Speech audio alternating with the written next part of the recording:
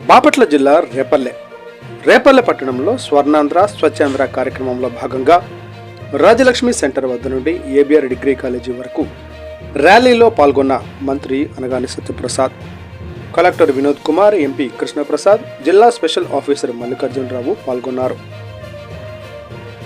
ABR degree కళాశాలలో మొక్కలు నాటి డ్వాక్రా మహిళలు ఏర్పాటు చేసిన స్టాల్స్ను పరిశీలించి వారి స్థితిగతుల గురించి తెలుసుకున్నారు.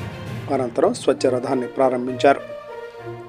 ఏబిఆర్ డిగ్రీ కళాశాలలో ఏర్పాటు చేసిన స్వర్ణాంధ్ర స్వచ్ఛాంధ్ర సభలో మంత్రి అనగాని సత్యప్రసాద్ మాట్లాడుతూ, ఈ రాష్ట్రాన్ని పరిశుభ్రంగా ఉంచాలి, ప్లాస్టిక్ ఫ్రీ స్టేట్గా ఉండాలని లక్ష్యంతో గౌరవ ముఖ్యమంత్రి చంద్రబాబు నాయుడు గారు 2025 జనవరిలో స్వర్ణాంధ్ర స్వచ్ఛాంధ్ర కార్యక్రమాన్ని ప్రారంభించారు.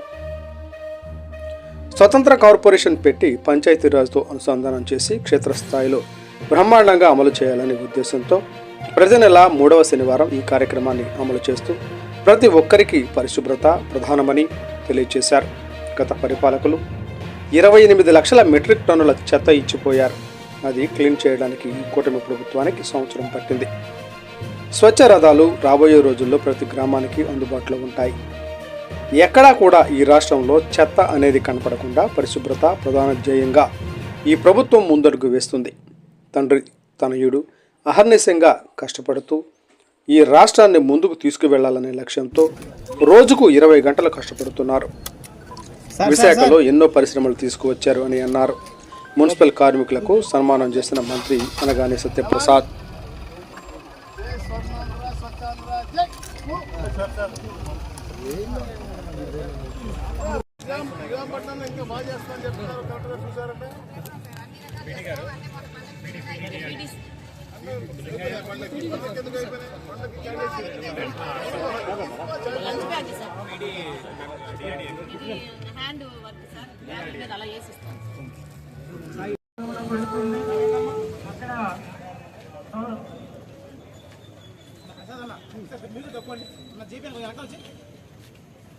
మంత్రివర్యులు శాలువాతో సత్కరించారు.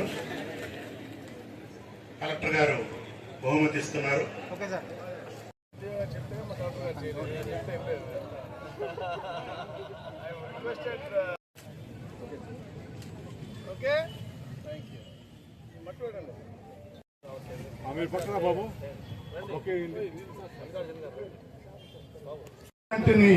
దేశ స్థాయికి తీసుకెళ్తానికి ప్రయత్నిస్తున్న తెన్నేటి కృష్ణప్రసాద్ గారికి మీ అందరితో ఈ ర్యాలీలో అందరూ క్రమశిక్షణతో రావాల్సిందిగా కోరుతున్నామండి. నేత మన అందరి అన్న, మన రేపల్లె అన్న అనగాని సత్యప్రసాద్ గారికి మనందరం కూడా హర్షధ్వానాల ద్వారా స్వాగతం పలుకుదాం.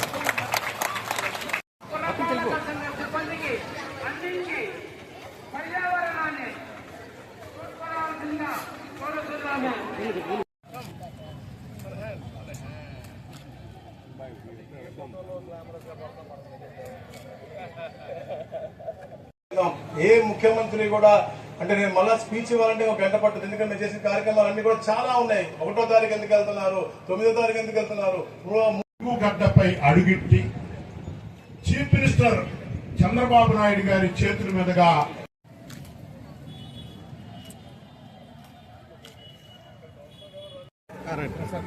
కొంచెం వెనక్కి వచ్చేసారు. ఒక్కసారి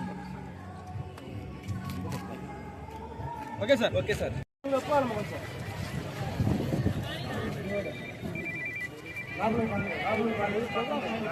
మాట్లాడుకుంటూ చైతన్యపరుచుకుంటూ ముందుకు వెళ్ళాలని చెప్పేసి కూడా మరీ మరీ మరీ మరీ తెలియజేసుకుంటూ ఏదైతే కూటమి ప్రభుత్వం ఏర్పడిందో ప్రకృతిలో లభించే వస్తువులను ఎక్కువగా ఉపయోగించండి. మీరందరికీ ప్లాస్టిక్ వస్తువులను నిషేధించండి. ప్రకృతి రక్షించు, చెట్లను నాటుదాం, భూమిని కాపాడుదాం. చెట్లను నాటుదాం, భూమిని కాపాడుదాం. ప్లాస్టిక్ వాడక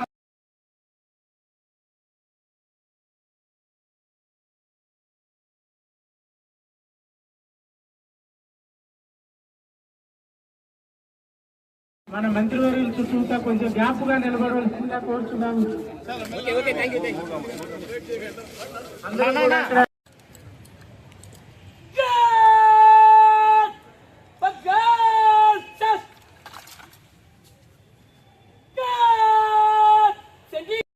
శాల్వాతో సత్కరిస్తున్నారు. మెమెంటోను మినిస్టర్ గారు అందజేస్తున్నారు. తర్వాత గవ్వలపల్లి ఇస్తున్నారు.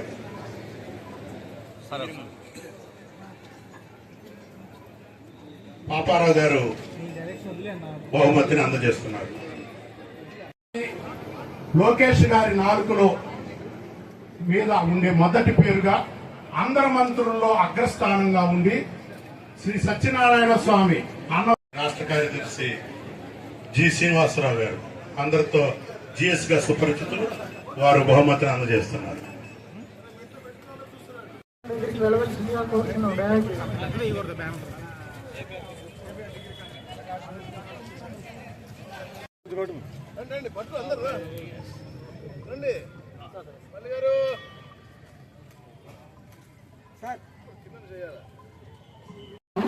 మన ఇళ్లలో వచ్చే చెత్తను 2 గుట్టల ద్వారా పురపాలక సంఘ సిబ్బందికి అందించి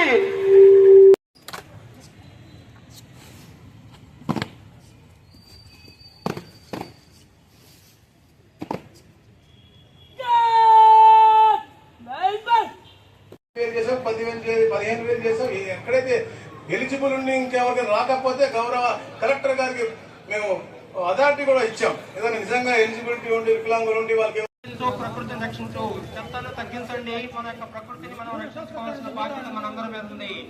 ప్లాస్టిక్ వాడకాన్ని తగ్గించండి. ప్లాస్టిక్ వాడకాన్ని తగ్గించి ప్రకృతిని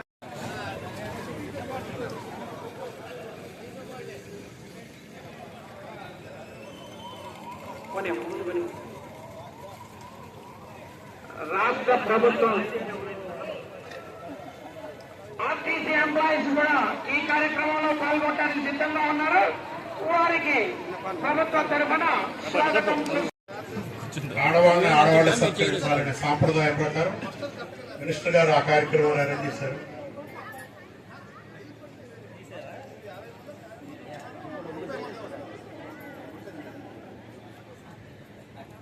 గవలపల్లి శారద గారిని కట్టామం గారు విషయాలతో సత్కరించారు. జిల్లా అధికారి మల్లికార్జున గారు మెమెంటోని అందజేస్తారు. నుంచి పోతున్న నేషనల్ హైవే 216 ఏదైతే ఉందో అది కేవలం 2 లేన్. ఇప్పుడు సిమెంట్ రోడ్డు 2 లేనే. 2 లేన్ సరిపోదు సార్, మాకు 4 లేన్ కావాలి అని అక్కడ నేను నితిన్ గడ్కరీ గారితో 4-5 మీటింగ్ చేసిన తర్వాత ఇప్పుడు ఆయన అగ్రి అయ్యారు. అది 4 లేన్ రోడ్ అవుతుంది. 2 లేన్ 4 లేన్ రోడ్ అవుతుంది. ఇన్ ప్రిన్సిపల్ శాంక్షన్ నుంచి డిపిఆర్ స్టార్ట్ అవుతుంది. అయితే డిపిఆర్ స్టార్ట్ అవుతే ఏదైతే మనకి పెనుగొండ బ్రిడ్జ్ తర్వాత రేపల్లి టచ్ కాకుండా దూరం నుంచి ఏదైతే పోతా ఉందో అది రేపల్లిని టచ్ చేసుకుంటూ పోవాలని నా ప్రతిపాదన. హోప్ఫుల్లీ గవర్నమెంట్ ఆఫ్ ఇండియా దాన్ని యాక్సెప్ట్ చేస్తే నేషనల్ హైవే 216 మన ఊరికి దగ్గర నుంచి పక్క నుంచి నగరంకి పోతుంది.